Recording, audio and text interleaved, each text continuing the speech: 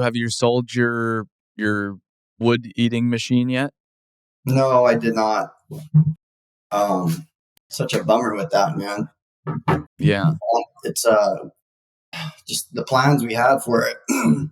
It was like a year and a half of planning, business plan and big vision. I told you the vision. Remember we ran up there in the mountain? Yeah. Oh yeah. That was the vision. And Yeah. and everything changed, man. So now we have new vision, new goals, new mission. Yeah. So I've talked with you a little bit, and I've been watching all of the stuff you've been putting out on social media, which has been super helpful, honestly, very helpful. Like even your like long form videos, just explaining what the heck's going on, the process. I've talked with Jason at Alpha quite a bit, just about what the heck has been going on there, and I've talked with him on the podcast about it too. Mm-hmm. I know since we last talked, that was your plan, the farming and the mulching and you laid it all out. We were on top of this mountain looking out over Lahaina, looking out over the ocean. It's just an extraordinary view where we were. And then everything completely changed. When was it? August? Last end of the summer? Yeah, so 88, which is funny because that's 808 is our area code for Hawaii. So everyone remembers that 808. And that was the day everything changed, man. But yeah, crazy story. I'd like to tell the whole thing from the beginning and Yeah. our perspective. But man, I've learned so many things, man, just about life and a business and just everything, man. Community, character, so many things. Faith, just mind blowing on how this event has changed us. You know. Well, what's I guess where do you want to start in the story? Start from the beginning? Sure. I heard I heard Jason's podcast and his perspective of it. A lot of people were from the outside looking in. So everybody has a different perspective and a different story from where they were at.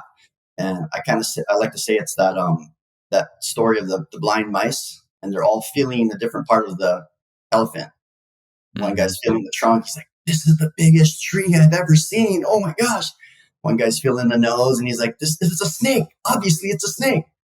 And that's exactly how it feels when people tell their story, because they see a little bit from where they're at from that day and on.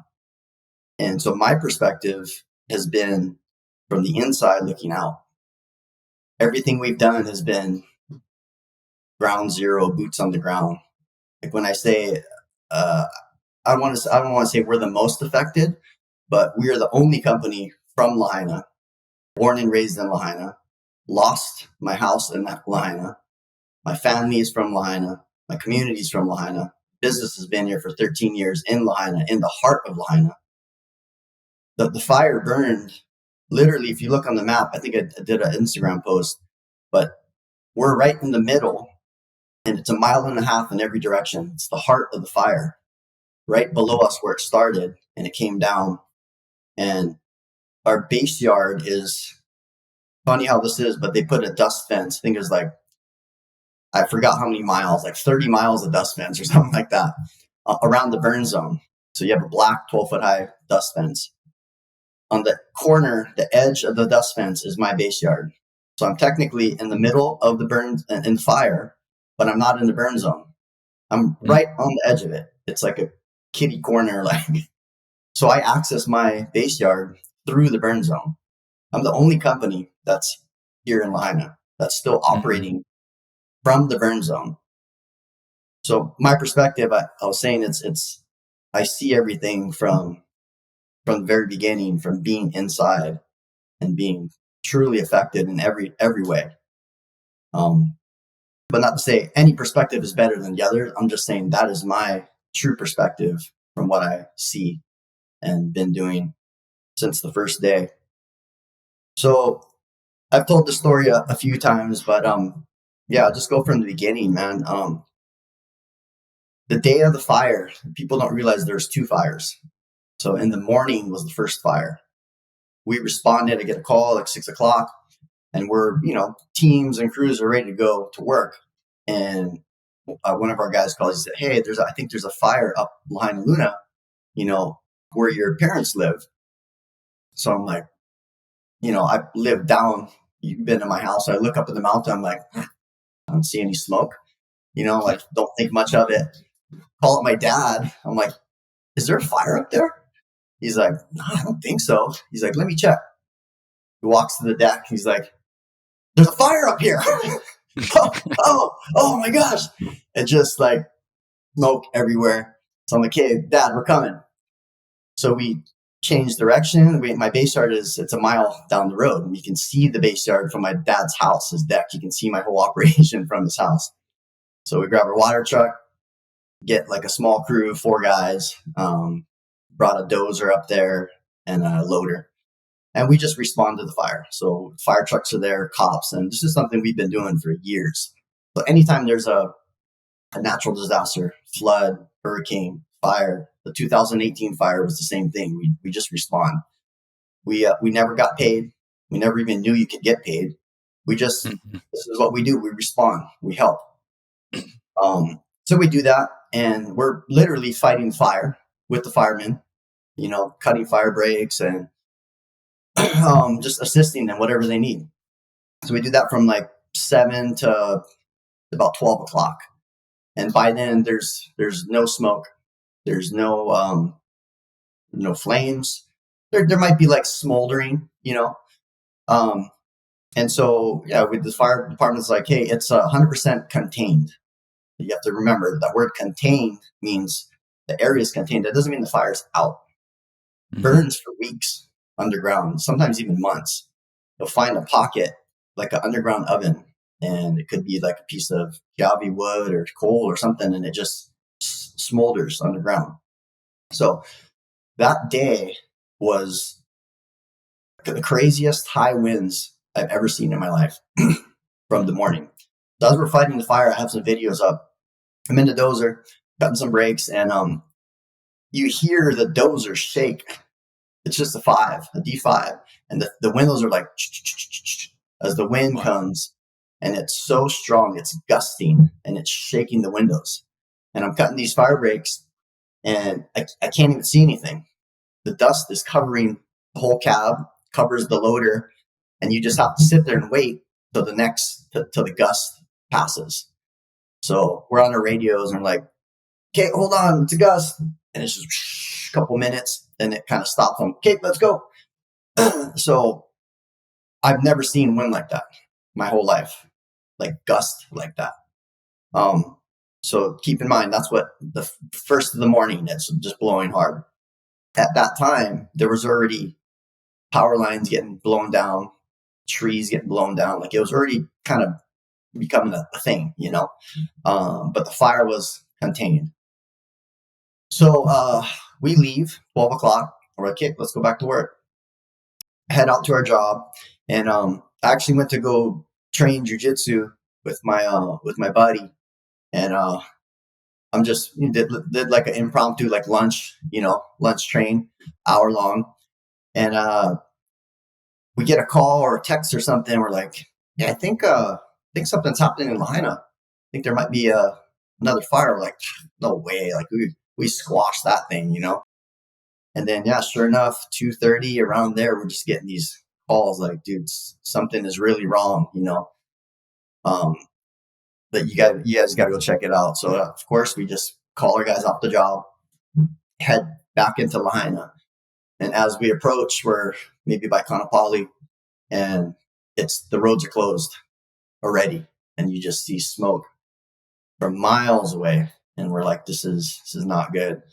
So for me, I know these mountains. I've taken you up there. I've ran these roads, all these mountains. I've rode my dirt bike. I know where to go. I know how to get where I need to go. And so there's these back roads that have these gates. And I know, just from being from Lahaina, I know the people who control those gates, keys for the gate. And at that time, there's no phones. The cell service just started super spotty. If anything, if you get a text out or call for 5 seconds. And so we go up to Kaanapali, and I know the back road to get to Keawe Street, which is the bypass, which is the start where the start of the fire was in the morning. And so I call up Uncle Lenny, and it rings for like 5 seconds. I get home. Uncle Lenny, do you have the key? Call him again. Hey, I need the key, and it shuts off again. I need the key for the gate. Somehow he gets the message. He comes up there. He opens 3 gates.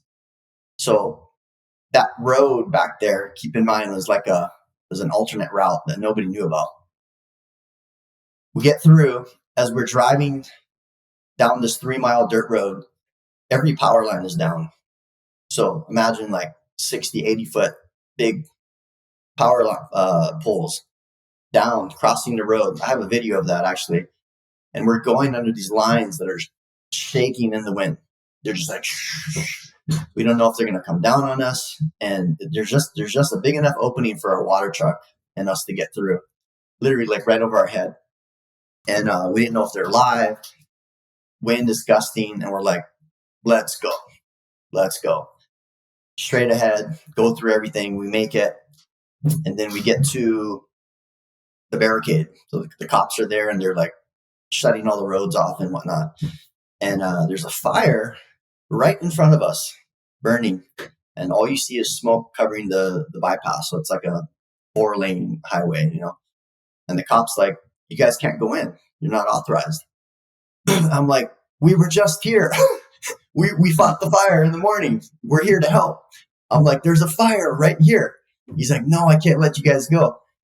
He's doing his job. I want to say like this, the whole story of, like I said, my perspective, when you're working with the cops and the firemen, like side by side, the chaos of the situation was times a million. Nobody knew what was going on. There's no phone service. Every minute something changes. I had the fire battalion, the chief. I go to him. I'm saying, where do you need us? He's like, oh, Lahaina Luna, go down there right now by the gas station. Send your water truck down there. We're like, okay. As soon as we leave, no, cancel. Don't stop. The roads are closed. A tree fell down. And that's how it was the whole time. The cops were told, don't let anybody in because this road it's not safe. The fire's here. It's blocked off, whatever. And they're just getting the information as they get it. So, there was some talk of like, hey, the cops weren't letting people through. Well, they're doing the best they could with information they had. And it was, like I said, it was so chaotic that everyone was doing the best they could. So anyway, we're at the barricade, and we're like, we have to get in there. So we just blow by them. Like, sorry, uncle, we're going. So we go ahead and we put the fire out right in front of us, and it's crazy. So there's no phone service. So we have short range radios. They're line of sight radios. That's all we have, and they work okay when you can see somebody. But as soon as you can't see them, it's within like a job site. That's what they're for. And it's funny, you get like these different frequencies because sometimes I hear somebody's radio from like 20 miles away. I'm like, how is this possible? But it was just weird how we would get communication when we're not supposed to get communication. So we go through that first fire.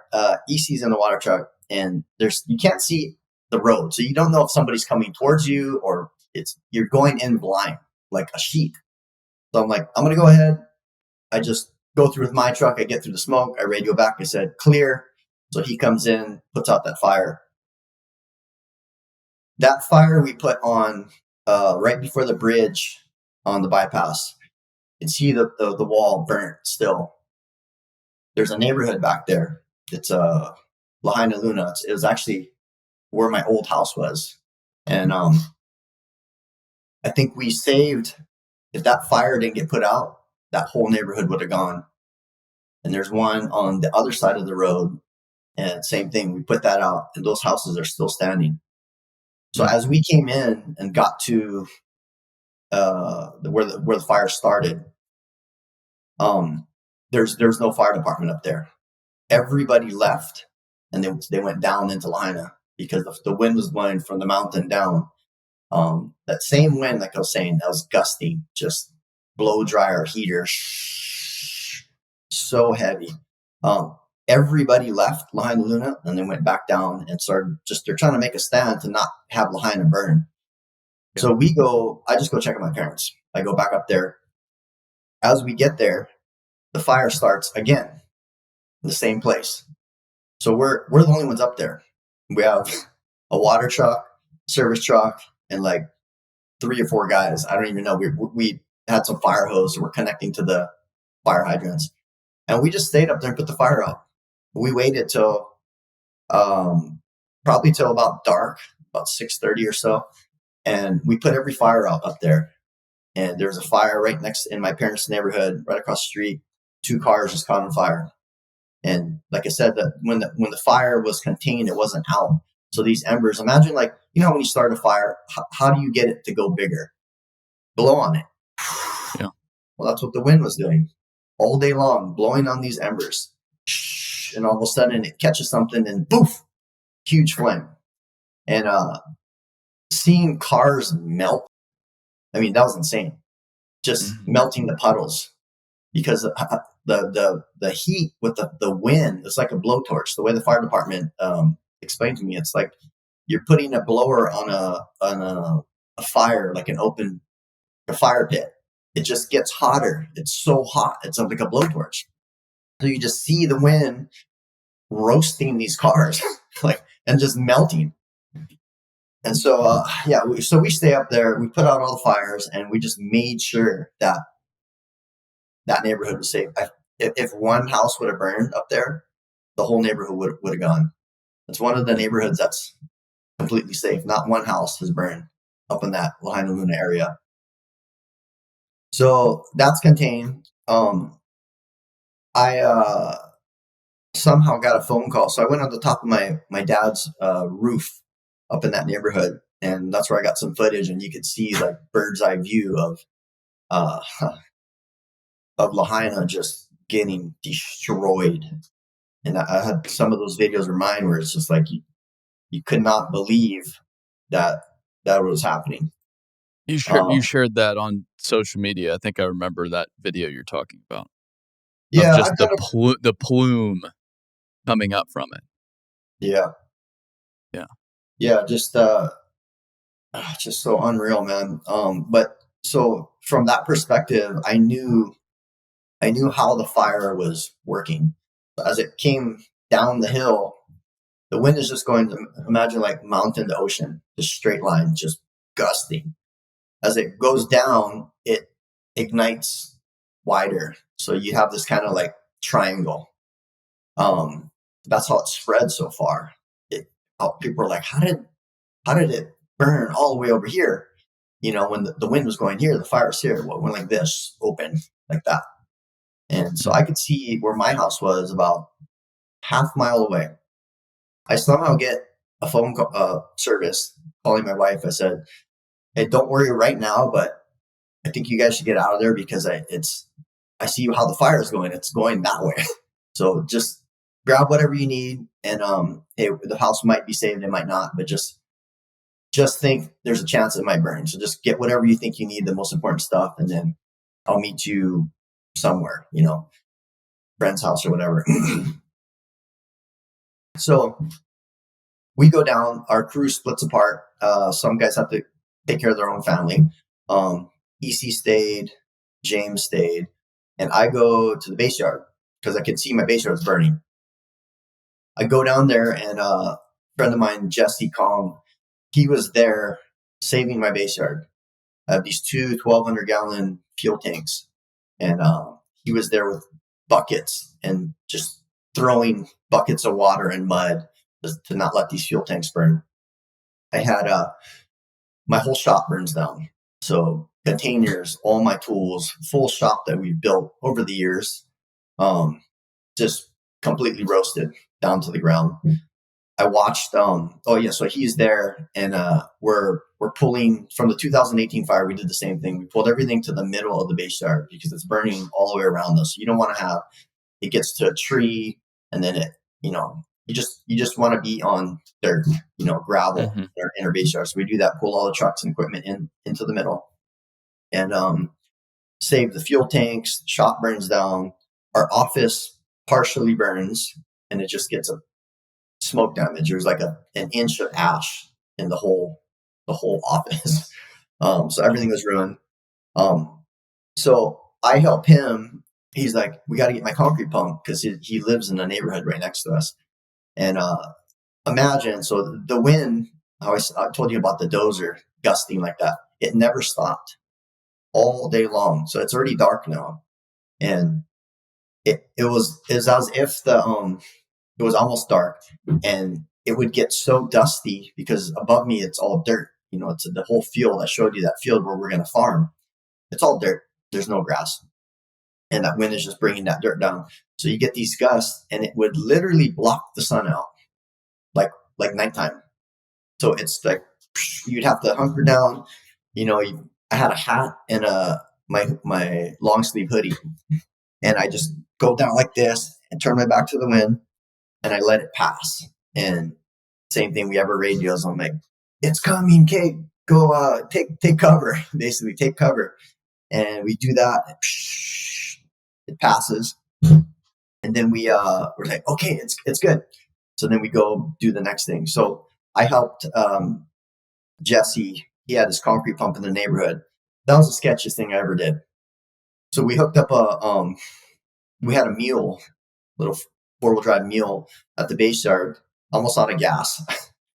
I don't know why, but it barely starts. And then we drive into the neighborhood, and we're going through the neighborhood with the wind. Everything's on fire. Houses are burning. Telephone poles are burning. Power lines are down. I see a fire truck with all the power lines on top of it. There's a story where those firemen were caught. It was a shelter in place. They were prepared to die. There's one of them was my friend, Kavika Casco, and I was right there. I was right behind them as I got there after the fire went through, but that was the fire truck. All the power lines down, and they were texting their family like, "Hey, this is it. We love you. We're not going to make it." They actually did make it, but so I was that's where my base yard was, and that's where I was. And we come in, and there's things flying. So imagine that wind, it's taking off roof shingles and debris. And it's just like, I can't believe I didn't die. I can't believe I didn't get impaled. I was just protected. And we go get his concrete pump. We pull that out. And so I leave about 8:30 or so. And I'm like, I got to go check on my family. So I leave Lahaina, mind you, on the same road that I came in, the back road. That was my way in and out of Lahaina because everything line was either blocked off, barricaded, or just you couldn't get through. It's impassable.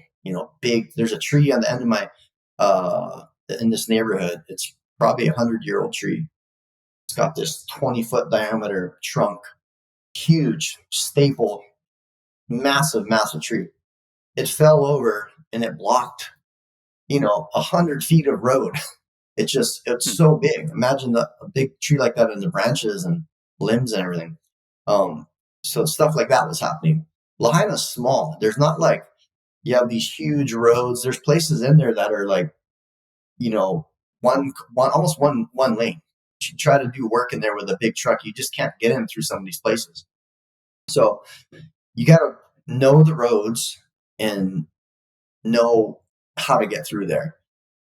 So I knew how to get back home. Like I said, the back road. I get to my house,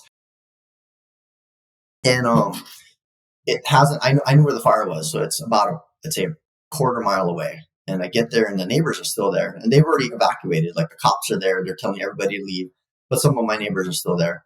And so I tell them, like, I think you guys, we really got to go. I mean, the fire's probably going to get us. It might not. You never know, but just prepare that to not come back here. So like, are you serious? Oh no, it looks like it's far away. I'm like, no, it's right here. So they leave. They try to go down to the main road and it's blocked. They can't get through. I'm like, follow me. So I grabbed some stuff from my house. There's like, I wasn't like, it wasn't, it's like some people's stores, they literally left with the clothes on their back. They're running from the fire. I have a friend, he broke his foot. His ears were singed. He's running from the fire. Like it was at his back. And he breaks his leg. And so he didn't get anything. He just got into his truck. His truck's burnt on the back and he drives out. So there's stories like that. My story was I had some time because I knew where it was. I probably had 20 minutes. So I grabbed whatever I could. One thing, the important things. I got like propane and I don't even know. Oh, food, the coolers. I had one big cooler. I took everything out of the refrigerator, threw it in my cooler, loaded my truck up, and then I leave. And then so I'm about to leave, and the neighbors come back up. They're like, the road's closed. We can't get out of here. I'm like, follow me. So I go up to that road that we originally got in the back way, and so I go look for my family.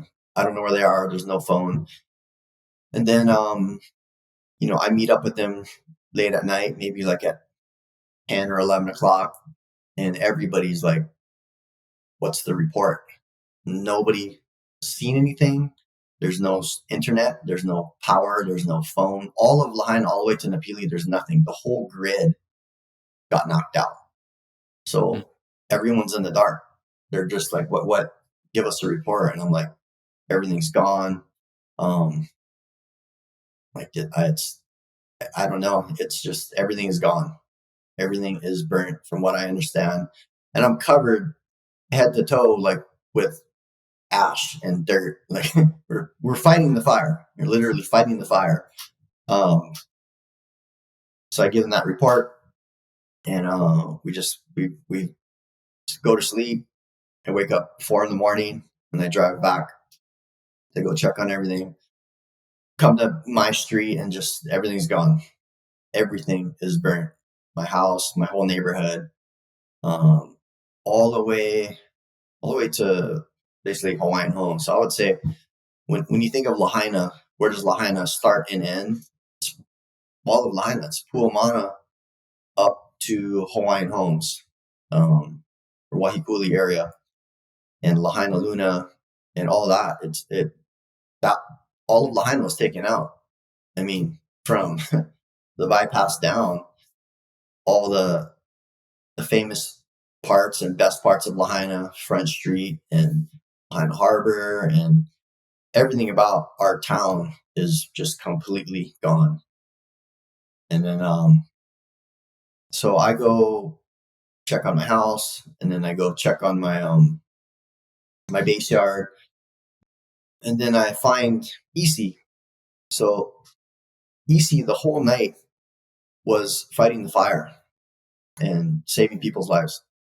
He's in the water truck, and so everybody is, saving themselves. They're running from the fire. They're trying to get to safety. He's going into the fire. He's putting himself in danger, risking his life, and he's saving people's lives. He does that all night. I don't even know. I had people text me, weeks later. They're like, I don't know if that was you, but somebody came in with a water truck. We're trapped. There's smoke, fire all around us. And he just came in and shot water everywhere. And we followed his truck out, and he saved their lives. I know he grabbed some teenagers that were stuck. He just grabbed them, put them in the back of the water tank. He put people in the cab, and he just did that all night, the whole night. And it's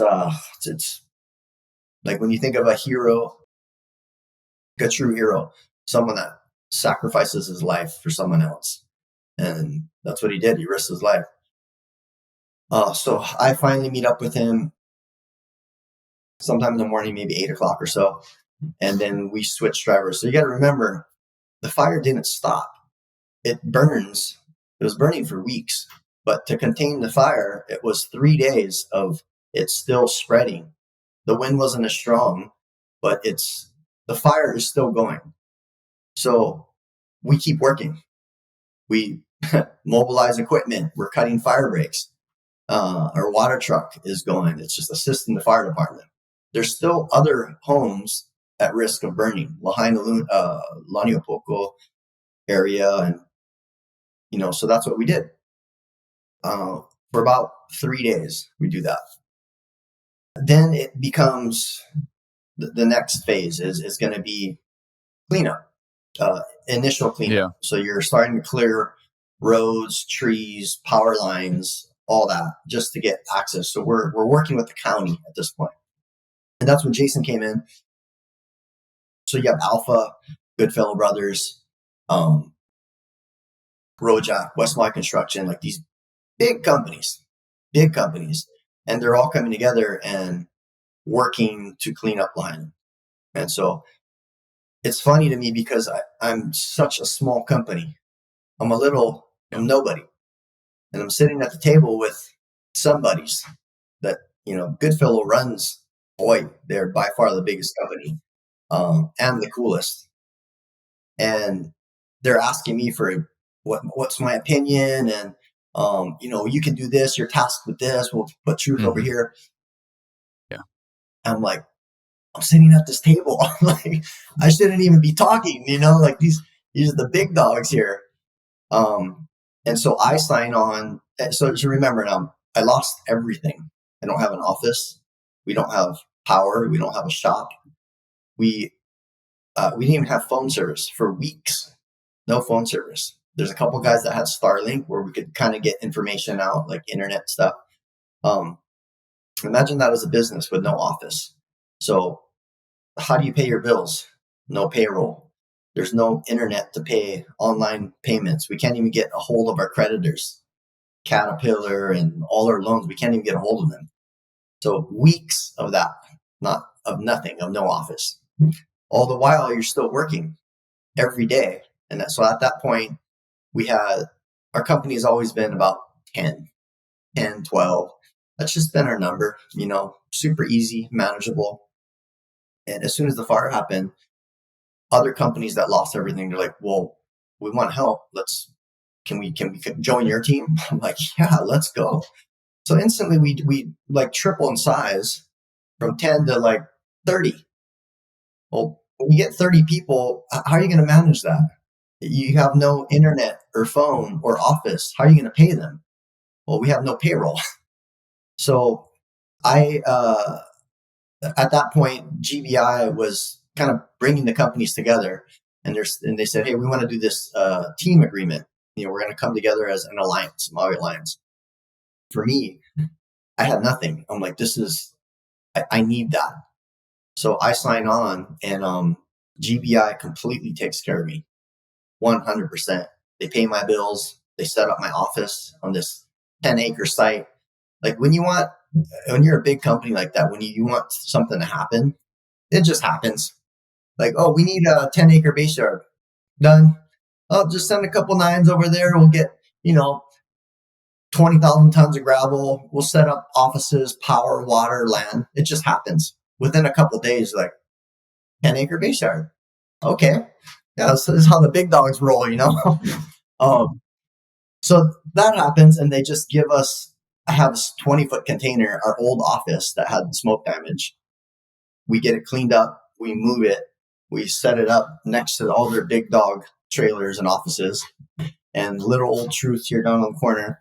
And that was our operation for almost like 6 months, 5 months or so, separate from our base yard. So we still have our base yard where our equipment and our burnt shop was, and we're still trying to do operations through that.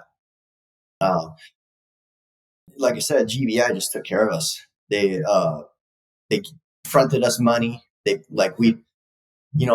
billing stuff we're essentially working for the county, the state, federal government, and they don't pay you right away. It's not like, hey, here's a bill. Yeah, we're going to pay you next Friday. No, we didn't get a check until I think our first check, our first money, any kind of money got was 6 weeks from the start of the fire. So what do you do with 30 guys that have been working every single day? How do you pay them? So GBI came and helped me. Another thing I did is at that time, everybody's giving money. So I have GoFundMe. You got people are just donating. There's money coming in for everywhere.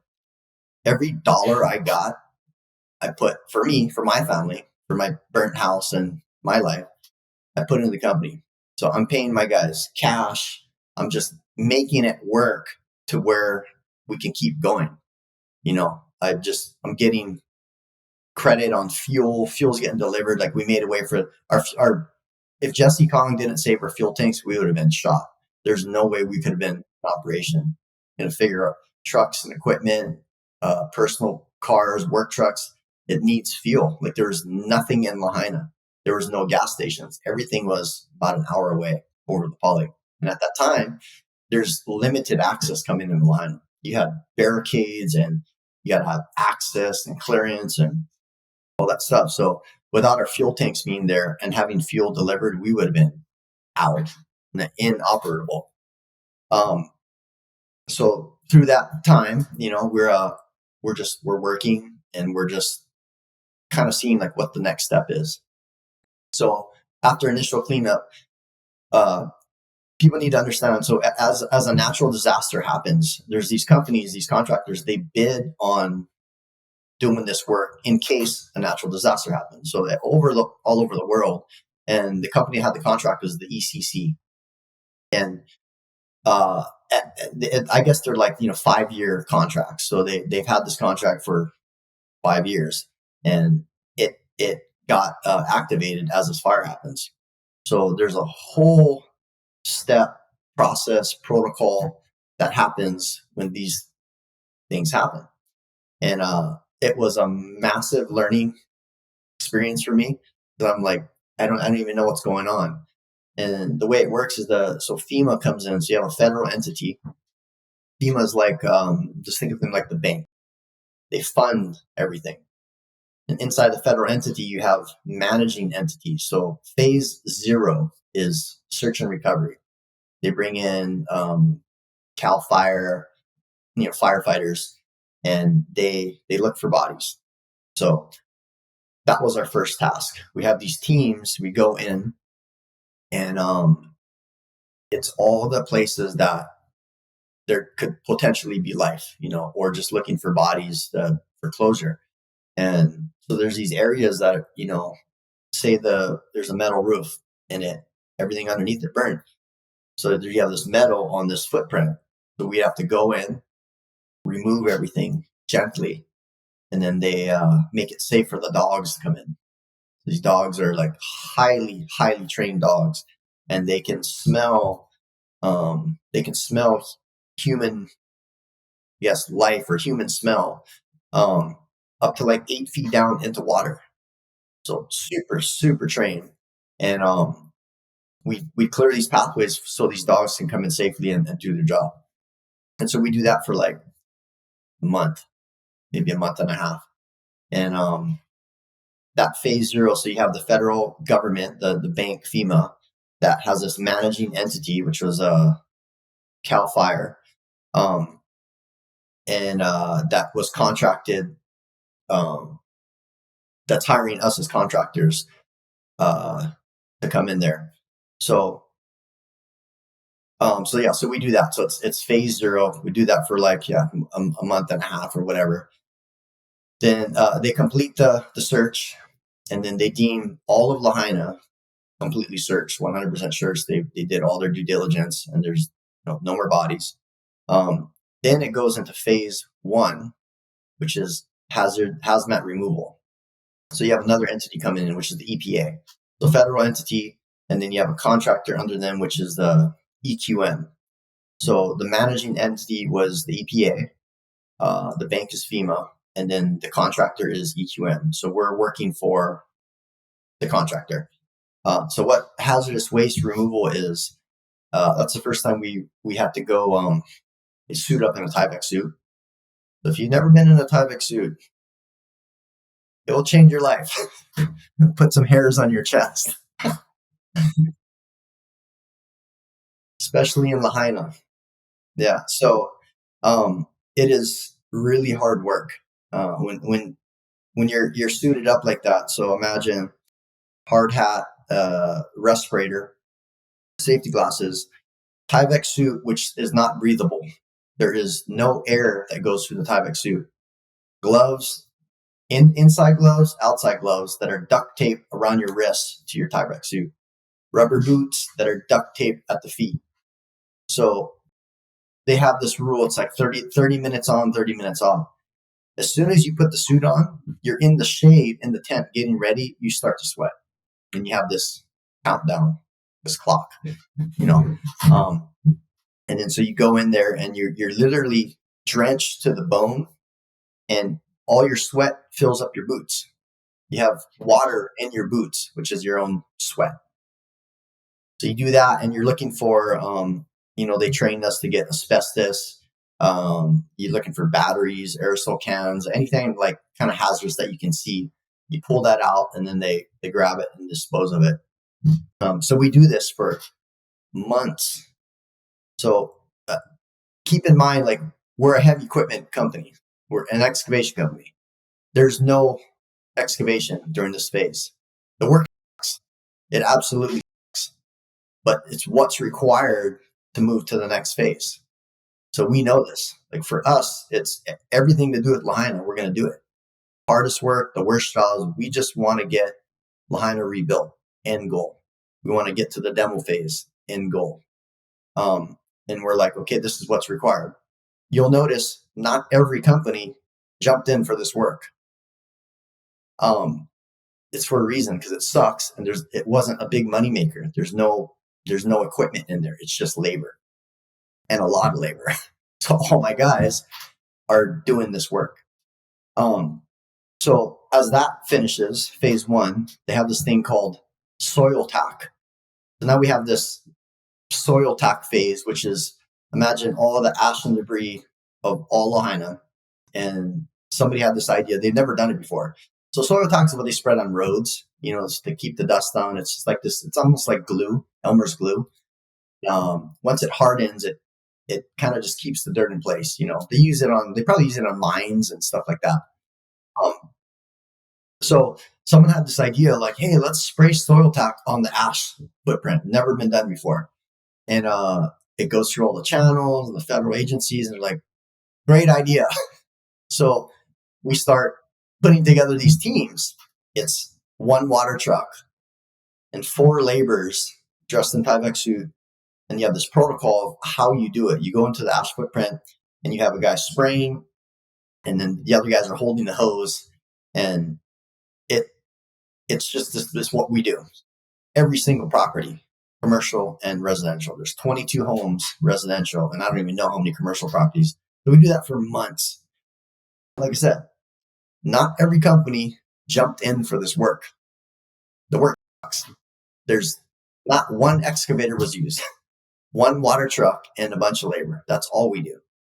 And like I said, I didn't want to do the work, but it's what moves the needle forward. This is what is required to get to phase 2 demo. That's our goal. We want to get to that so we can demo and rebuild. So we do that. Phase 1 ends, soil tack ends, and then it finally gets the demo, which is what we're doing right now. And I think we're in month 2 right now, and we started with 2 teams. We now have 4 teams, and we have another excavator doing this metal sorting, recycling thing. And that's what we're doing. And I got to say, man, it's like now I have 40 guys, and it's all systems go. You have 9 excavators, 2 on each team. We have 2 to 3 trucks per team, 2 operators, 4 laborers. We have foremen. We have crew leads. We have an operations manager. We have people in the office. We have a mechanic shop. This whole machine just got created out of necessity. And now I have to figure it out. Like, this is, how do you run that? And that's where I've been learning, just been learning so much, and it's been working. we have every day so we work 6 12s is the schedule. They wanted us to do 7 days a week, and then right off the bat I said nobody's going to do 7 days a week. It's you're going to burn out mentally, and it's not safe, so I said we need one day off. So I fought for that. They gave it to me. But 6 days a week hard. It's dark to dark. We start at 6, we end at 6 p.m. and it's a long day. So remember the tieback suit. Anytime you go into the burn zone, you have to be completely suited up: respirator, hard hat, safety glasses, tieback suit, gloves, duct tape. Operators inside the cab have to be suited up. Every laborer, anybody that goes into that zone has to be completely suited up. So it's still hot. Like Lahaina, that doesn't ever get cold. So that this is the grind. This is every day. And I've told my team, I said, hey, for some of you, this will be the hardest thing you'll ever do in your life. This will be the hardest job of your life. But if you can get through this will be a benchmark. You're going to look back and say, I did that thing that was so hard that everything for me is easy now. Like when we train and we do these races and whatever, and we get to a point, at first for me, it was a marathon is the hardest thing. Well, we'll never get harder than that. Man, if I can do a marathon, wow, that was my benchmark. Then you do things harder and harder. But that's what it is for these guys. Like, this will be the hardest thing. This is their marathon. And they'll remember that if they can get through it this whole next year. And they'll be able to say, I can do any job. I already did the hardest job. So anything they throw at me now, that's easy compared to what I just did. So, yeah, man, we meet every day. We have a thing called a pule, means prayer in Hawaiian. So they have all the teams come together. They do this prayer, a blessing, and they have a safety meeting. And then our team, we come together, we do our own pule, and then we go through our core values. So we have a mission statement and then our 7 core values. And every morning we go through one of them. And we have somebody from the team will say, which one they want to do and why. And I've noticed, like, when you talk about what makes a company run smooth or what makes it successful, and it's the culture of the company. When you have a good company culture, you have a sense of purpose. You feel like you're part of the team. You feel like you have a ladder where there's somewhere else you can get to. You know your role, your purpose, you know who to report to. And then you create this culture in the company that everybody buys into. They feel like I'm working for something. I'm working for a purpose. So you throw that into truly what we're doing. Why are we here? We're here because we lost our home and these families need us. We're here for them. It's not about money. It's not about being an excavation company. I tell this to our team. I'm like, we're not teaching you about excavation, we're teaching you about life, character, integrity, hard work. These things you're going to learn here. This translates into your life. How you work here translates into your life. How you treat your wife, how you are a father to your kids, what you do when nobody's looking. Those things, we're learning these things here because of the purpose we have. We're doing this for somebody else, for these families, and it means something. That's what we're trying to translate through the company and through this time, and we love it, man. You can see these guys, like, they take ownership of it. They start, one of our core values, be the best teammate. They bring their other teammates up, like, hey, you guys, be the best teammate. And they're when you own the core values in the mission statement, then it's not about me. It's not Kimo's company.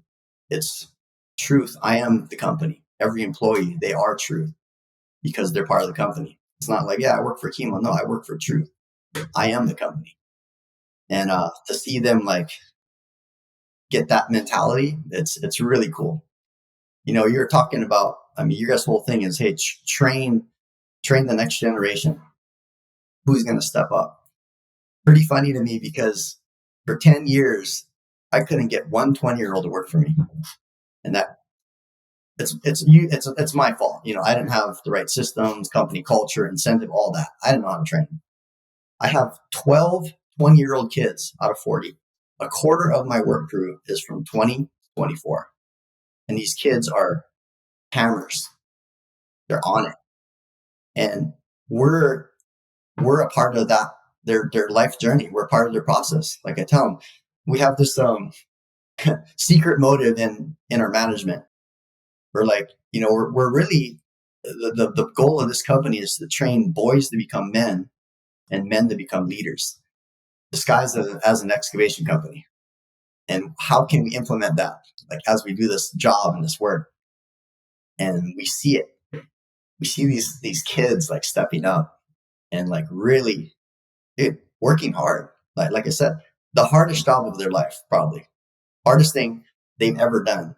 Half of these kids, they don't have a construction background. They come from restaurants, teaching surf lessons, no construction background whatsoever.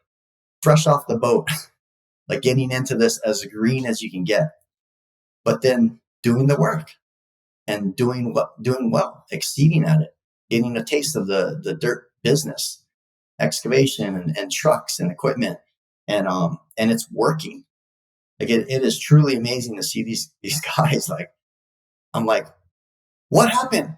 For 10 years, I couldn't even get one of you guys, Like now I got 12 of them, like just blown away. And I see these kids staying, like we already have plans. I'm like, okay, what's the next step? And when we go into rebuild, like how can we take this company culture, these systems, and implement it into these new teams? Because right now, essentially, we're just doing demo. But when we start to do rebuild, okay, now we're going to have to start doing foundations and utility work and grading, and let's build these teams and just do the same thing. Let's use these same guys. They're on fire right now. They love it. They want to learn. They want to excel.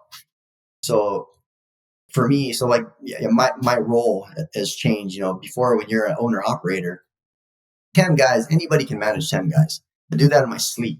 It's so easy. That's why we worked 410s. It's a no-brainer. I just put it on cruise control and it's not hard. You start getting to 20 guys, instantly it starts. You could do 20 by yourself, but it starts to crumble. You need procedures, you need systems, you need management. It's going to fall apart. Anything over that, if you're doing that, you're a superhero. I don't know how that can happen. So learning that is like, okay, now we have these systems in place and management and structure. Then I go, okay, what's my role? If I'm not an owner operator anymore, I'm not in the field, I'm not side by side doing the work. What's my role? So my role is I'm the owner. I'm the visionary. So I tell the guys, I'm like the captain of the boat. I steer the ship in the direction we want to go. If I'm not steering the ship, if I'm not doing my job, who's steering the boat? Oh, we might go over a rock. We might go into some weird contract, or, I decide, are we to do residential or commercial? I decide how many crews we're going to have, how many teams we're going to have, all those things that somebody has to visualize and steer the boat. They have to direct the ship in the right direction. So that's my role, along with, building this system, this company culture, and the mission statement, all that. That's essentially my role. It's like, hey, are we on mission? Captain of the boat, are we on mission? Which is to improve the quality of life for employees, families, and community. That's it. That's what we want to do. It doesn't say anything about dirt in there. I'm an excavation company, but I want to improve the quality of life for my employees, our families, and the community. That's what we want to do. So how do we steer the boat towards that mission statement? And that's my role. So that's pretty much it, man. How you been doing? I appreciate you getting into it, and I I had planned. I just wanted to shut up and listen to you because I haven't, I've only seen bits and pieces and I've talked with you here or there, but I just, I haven't heard it. And I know we would probably take days to actually get into all of it. But I haven't heard it from start to finish. And the crazy thing is, when I was in Lahaina with you last year, you were saying it was the greenest you'd seen it in forever. It was Right. the whole place was just bright green, and then just a few months later it all dries up and there you go. There's all your fuel. Um Right. yeah, Crazy, man. but I'm really grateful that you've shared all of this, or as much as you I know you can't share everything, and I know there's nuance to it, and I know there's a ton of emotion wrapped up in all of this. And I mean, every project you work on right now, it's a family that lost a home or somebody that lost a business, which is just so heavy. And I know there's a lot of politics in all of this and so much behind the scenes, because you'd think it's just as easy as, okay, we're just going to clean it up, but that's not at all how it works. Not at all. But I'm really grateful you've at least shared what you have, because I think not only have you made an impact on the community thus far, but I think you've brought a lot of people along with you, and there's a lot of people cheering for y'all. Right. Yeah, you nailed it, man. There's a reason why not every company is in here doing this work, because you got to be qualified to do it. You got to be able to handle as a business. You know, when you pay people prevailing wage rates, you need certified payroll. Mm-hmm. I have 2 days, two people in the office for 2 days. All they do is payroll and billing for all day long. It's so detailed, and that's just one thing. That's just payroll. And then you add in, there's politics involved. There's, we work for a contractor. They're not perfect. you know, Mm-hmm. every single day there's a change. We say it's the roller coaster of phase two. It's the roller coaster from when you start, 2 months ago, and then the roller coaster every single day. There's just something that goes on. The work sucks. They want 3 trucks. No, they want 2 trucks. This whole time, before phase two, you're preparing for it. You're going to need a certain amount of equipment, a certain amount of trucks. You need crew members. You need specialty operator certificates. You need HAZWOPER safety certificates. All you guys need to be trained. There's PPE you have to buy, which is tens of thousands of dollars. And then you're not going to get paid. So I went from 20 grand a week. 20 grand a week was my payroll for years. Like I said, cruise job, 10 guys, do it in my sleep, 4 days a week. And I was fine. And all of a sudden I go from 20 grand to 200 grand a week. That's a big jump, pretty much overnight. Uh-huh. And you're like, I don't have 200 grand. I don't Yeah. have money to get through this week's payroll. And so you have to find a way to do it, you know? Mm. And, we found a way, that's why I said, not everybody wants to do the work, but they won't be able to handle the work. They don't, the requirements, the money, the payroll, just the management side of it. There is no way you can do a cowboy style fly by the seat of your pants with 10 guys with no management. You have to have foremen, team leads, operations manager, a shop manager, a truck dispatch manager. Just you need the pieces to make it work. It's too much going on. You will not be able to It's handle it. it's funny to even hear all of this coming out of your mouth, because even a year ago, like you said, it really was fly by the seat of your pants. Like, you're like, working 4 days a week, don't bother me. I'm going surfing. Like, and you had a great thing going. You're like, this is what I want, and I know what I want, and we're happy here. But like, Right. just hearing you talk about systems and procedures and processes and everything, it's like, wow, like Kimo, oh, yeah, this is a different guy. Oh Uh, yeah. It's I like it. It's it's me growing up. You can't yeah. be a little kid forever in business. What's the next thing? Yeah, I have to be mature. I gotta think like a man now. You can't just be a little kid and cruise. And it's what's necessary to do this job. I have a higher purpose. I have a higher calling, and we like it. Like if we can put in place. I'm thinking of my mission statement. So improve the quality of life. It's for my employees first. Your employees are your first customer. How you treat them in the company is how they're gonna do their job to your clients, your customer. If they feel like shit, if they're like hate their job, how is that gonna translate into your clients? They're taking that with them. They feel like they're valued. They love their team. They have something to work for. They go to their job like, hey, head high, like, hey, let's get this done. I have a future here and a goal I'm going to get to. So I'm going to do the best job I can. I'm going to get this done for them. So now I have this like, now that's my purpose. Like it went from cruising and being a little kid to becoming a man, and like, hey, now it's not about me. It's how can we set this company up for these guys? Let's give them a career. So one of the things we say is like, if you come to the company and you leave better off than how you got here, then I won. Mhm. And everyone's gonna go do their own thing. If they stay, great. If they leave better off, great. Then I'm on mission. I did my goal. We're our purpose. What we're here for. So yeah, definitely huge change from a year ago. I would say even 6 months ago. Just um, but yeah, it's what's needed and it has to happen. Well, I've got to go, unfortunately, catch a flight, the usual.